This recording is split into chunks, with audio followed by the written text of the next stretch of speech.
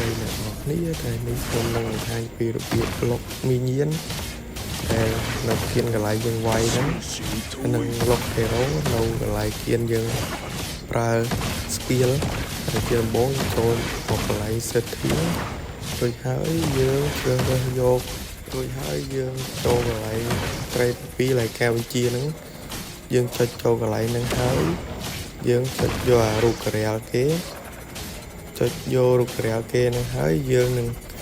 ចុចខ្វែងវិញហើយយើងឃើញមាននៅកន្លែងគៀនបេតុងយើងវាយហ្នឹងដែលយើងអាចសាកវាយ enemy ក៏បានដែរតែយើងលុកមីញៀនយើងវាយបានតែមីញៀនទេ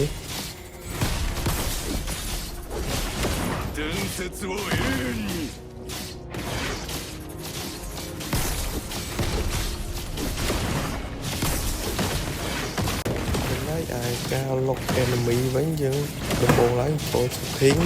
រួចហើយកំណត់ការបញ្ជាដូចគ្នារួចហើយយើងអូសទៅលើបន្តិចយើងនឹងឃើញពាក្យថាលុក hero ឬក៏របៀបចាក់សោ hero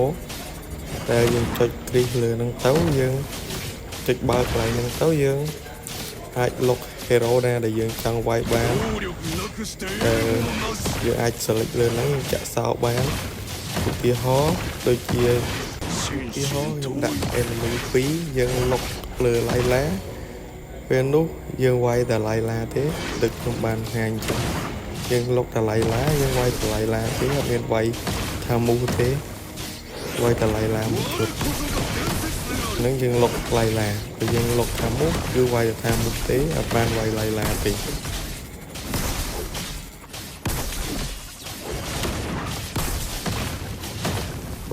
អូខេក៏មានតែប៉ុណ្្នឹងសូមអរគុណសម្រាប់ការតាមដាន